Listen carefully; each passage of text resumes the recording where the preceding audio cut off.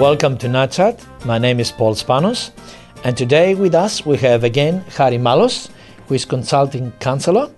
And today's topic we're going to discuss is about emotion-focused therapy. Thank you. Can you, Harry, first of all, welcome. Thank you, Paul. Thank Great you to be for back. coming back. And do you mind if you just start just explaining to us what is that method? Yep. EFT, as the word suggests, or the abbreviation, is emotion-focused therapy, and it was developed, I guess, in the early 70s by psychologists Greenberg, Rice, and Elliott, and they formulated a therapy based on the process of evoking emotions that have been neglected, perhaps, or denied, or suppressed, and that's how it began. That emotions have an intelligence and a story to tell. They give us an indication of where the client is and how he has processed experiences, traumas, depression, anxiety, and so on. Okay, that means with certain questions you are able to dig out or to bring to the surface. Yes.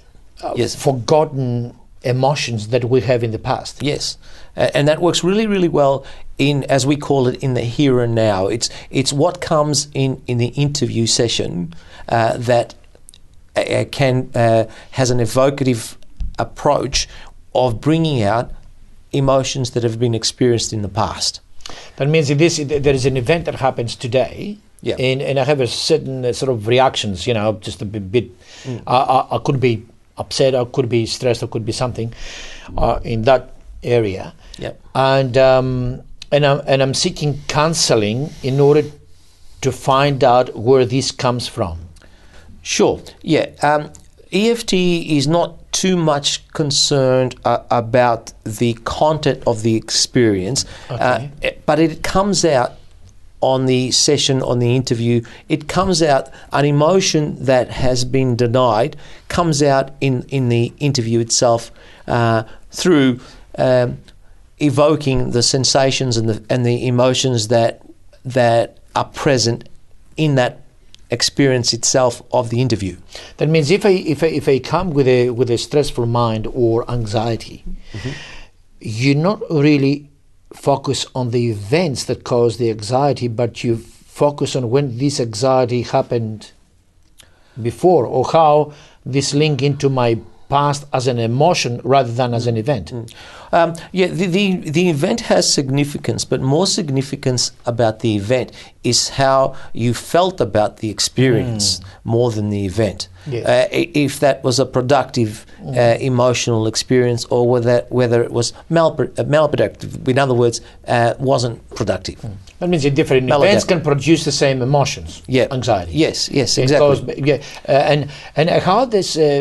And for me, discovering that emotion, what that brings to me is I try to explain to myself how the anxiety comes from.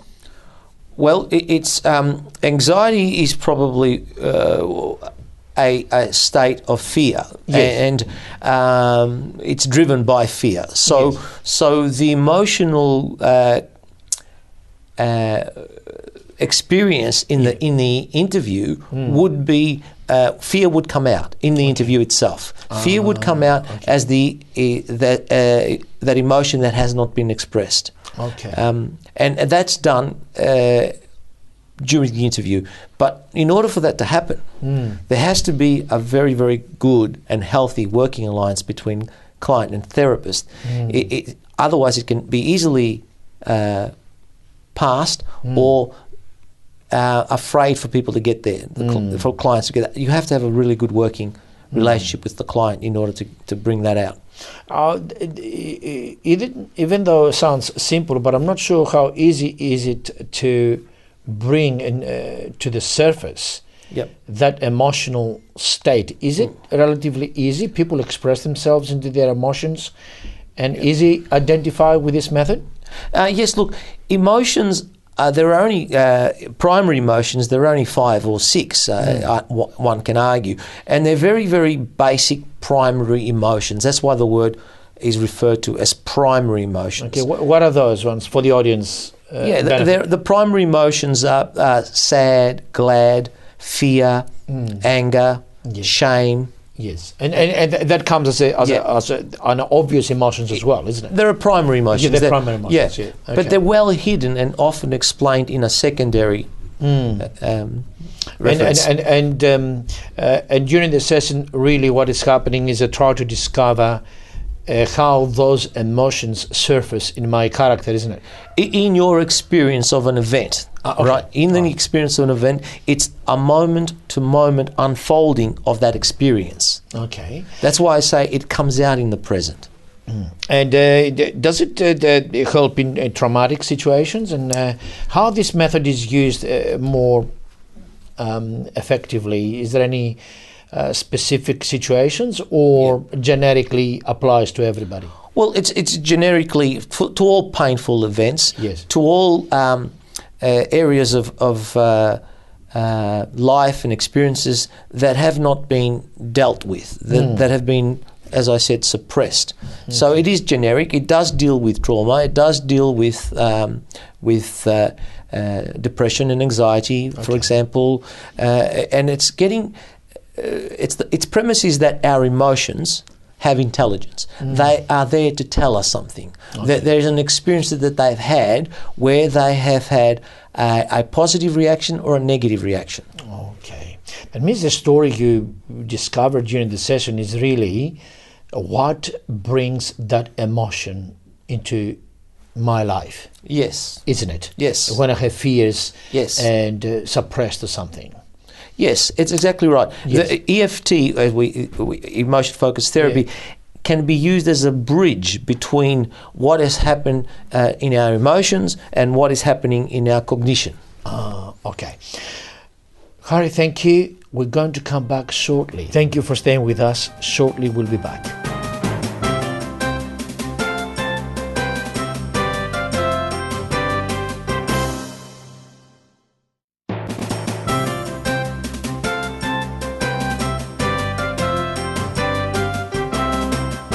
Welcome back, and with Harry we're going to continue the discussion about emotions-focused therapy, and we were talking about the suppression of the emotions. Right. Now let's discuss some incidents that how this happened in our life in a natural way. I was thinking, and you tell me if I'm right, I'm a manager in a company. I have to perform. I have to dress well. I have to be sharp and in what I'm saying, and manage my project. And the last thing I'm thinking at the moment is my emotional state. But it is there, isn't it? Yes. Yes, it exists. Yes, it exists, isn't it? But that, and then based on a discussion we had before, those emotions that we keep pressing them, personal emotions, we keep pressing them somehow. At some point of time, they can cause an outburst. Yes. Isn't it? Exactly, yes. When we facilitate an experience between therapist and client, when we facilitate an experience, we bring meaning to those emotions that are either hidden. We become aware of why we feel the way we feel. Okay. And by bringing meaning to them, they are significant in someone's life. Okay.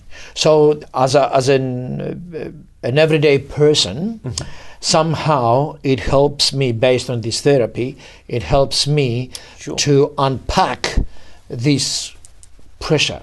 Yes, of course. Whether they're negative emotions or positive emotions, the fact that it brings meaning, if there is a positive emotion and you understand that that is a productive, meaningful, emotional whole experience that you've had, that gives you a meaning in life of what your makeup is about. But usually those pressure emotions are painful, aren't they? Yeah, yes, they can be. They're the ones that usually are avoided. They're the ones we try and bottle up. We don't want to go there because usually they're negative emotions. But as we say, even negative emotions, mostly negative emotions, need to come out. They need to be expressed. They need to have a meaning of what your life is about. But we're talking about emotion-focused therapy. Why is it called emotions? That means it deals only with the emotional state? Not just emotions. EFT uses many other therapies as well in order to process the experience. Emotions, of course, is the primary example, but it does use other body senses. For example, the body also has senses that we evoke during the process of the interview. The body itself can tell us a little bit about a person's experience because it stores it. It has a memory of it. Talking about the body, you're talking about the physical. I'm That means my emotions has a physical effect. Absolutely. The EFT is not just focused only on emotions. It acknowledges that there is the mind, the body, and your emotions working together. All those three aspects of a person's anatomy talk different languages, but they all point to the same story. But that pressure really can affect my physical. Yes, body as well. absolutely. For example, Can produce pain, for example. Yes.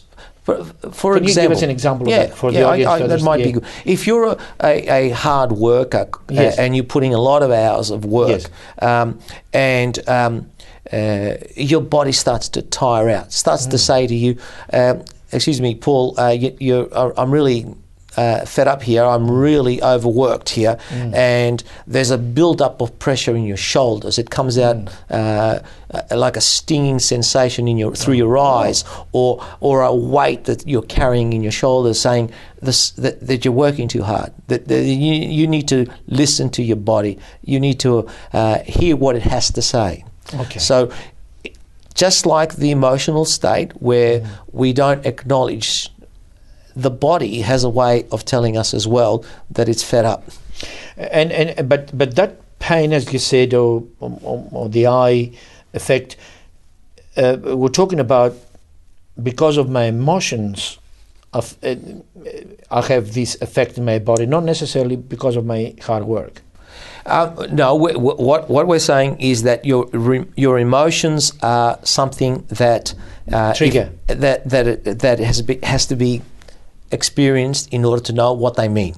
Okay. Okay. The body also has an experience. Okay. And the way it speaks is different to the emotions. Okay. The emotions are, as we said, sad, glad, fear, anger. Yeah. But the degree of them, they really somehow you combine them to the physical effect as well. Yes, of course. Of course. You're looking for physical effect for that pressure cooker. Yes, and you have a point when you say that our emotions affect our body and our body affects our emotions. Yes. For example, a hard worker would eventually have some effect on his emotions. Okay, all right. And events like traumas, are they part of it as well? This method is used for traumas as well, when you lose your siblings, for example, or accidents in the family, or things that shock. Yeah, absolutely. If you've had an experience in the past where something tragic, something traumatic had occurred, and there is a emotion attached to that experience, and you hold on to it, it has an effect on you, and it grows, and as it grows, we take it back and bring meaning to it. Where did it come from? What was the experience, and what was the meaningful purpose of that experience? What did it mean to you? And that emotion is evoked. Okay. That emotion comes out. That means when we say grows, takes more space within me, isn't it? Into my emotional state. Well, it has an effect on your behavior. Yes. Yeah. Very, very interesting on this point, and we're going to continue on the third segment. Thank you for staying with us. Shortly, we'll be back.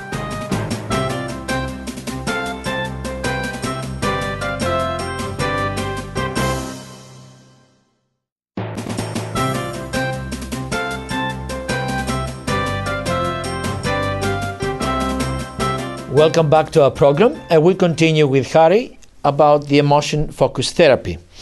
We're talking about emotions before and the pressure, how we do it naturally in our lives, and how big is the impact of not dealing with that, and with that pressure, with is it okay?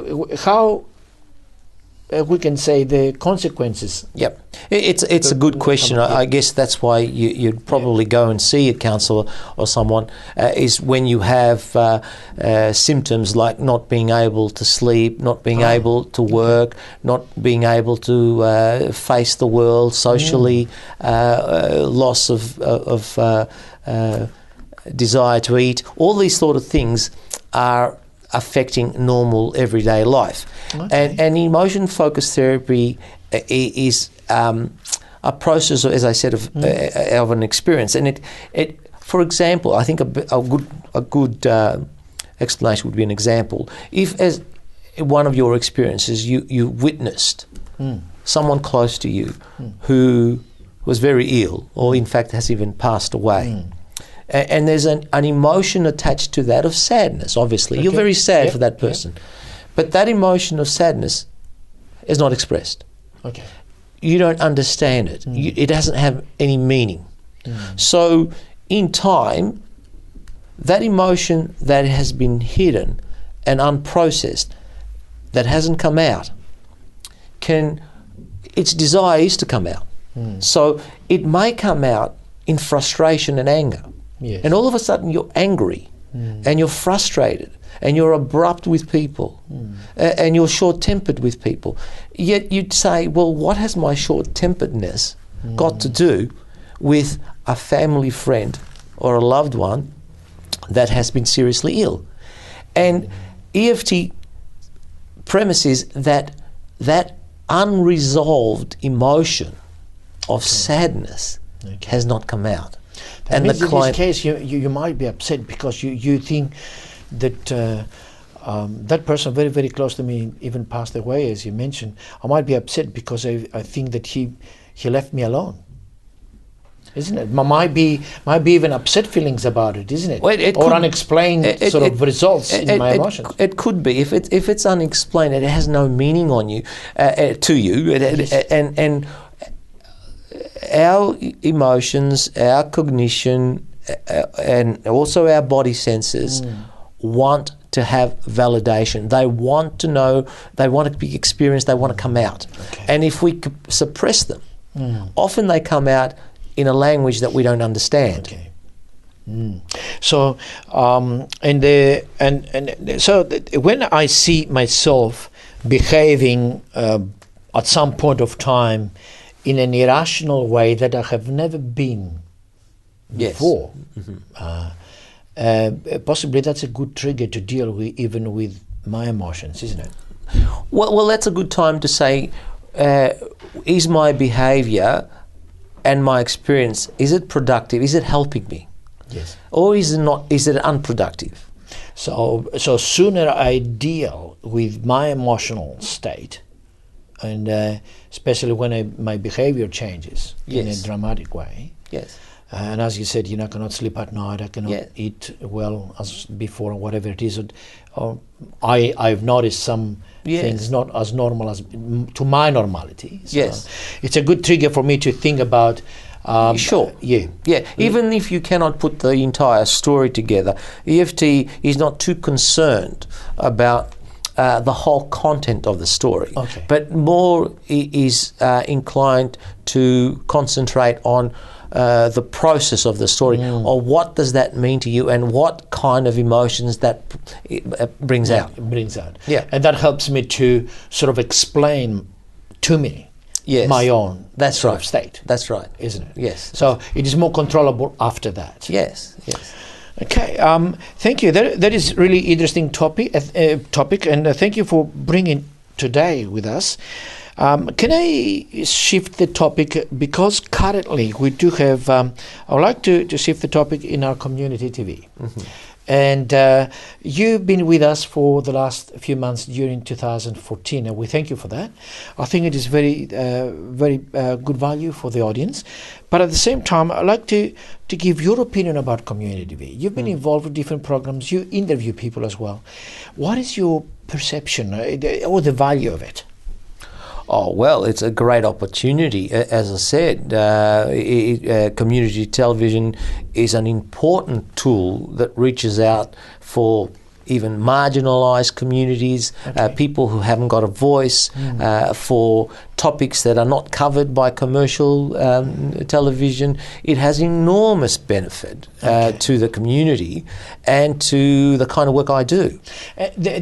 From your own feedback from the people about the Community TV, to your experience and the people you have interviewed yourself, what is your impression about the Community TV? Well, it would be a great loss. It would be a huge loss if that was were to cease. Okay. And we're talking about emotions earlier, and I would be sad to see it cease. Okay. Because the government at the moment is a bit of an argument there, and they want us to pretty much go through the internet only, and there is a bit of a concern because we lose that local content and local support to local viewers, especially free to air. If it was your suggestion in a sort of friendly way, I suppose, what would that be to those who do govern? Well, that it is very productive, that they should consider it in many terms, even in the term that they think will be beneficial, which is financial. Okay, let's talk about finance, for example. They believe, I'm sensing, that they believe that this channel could be used more profitably.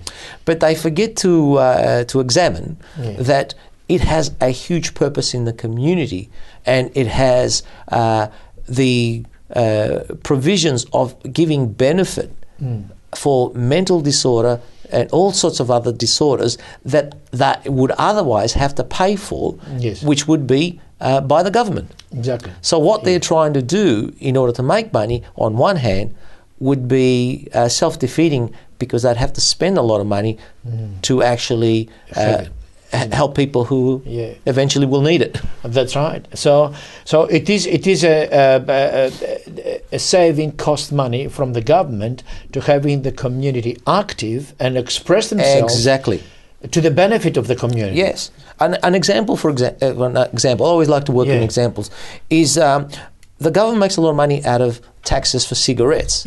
Right? Yet they have a big promotion to stop cigarettes because they're spending more money to cure people from smoking than what they are making out of taxes for cigarettes. It's the same. Absolutely. Analogy. Thank you very much, Harry, for being with us. Definitely we're going to see you again, and hopefully the Community TV will continue. To the audience, thank you for being with us again, and we're going to see you next week, same time.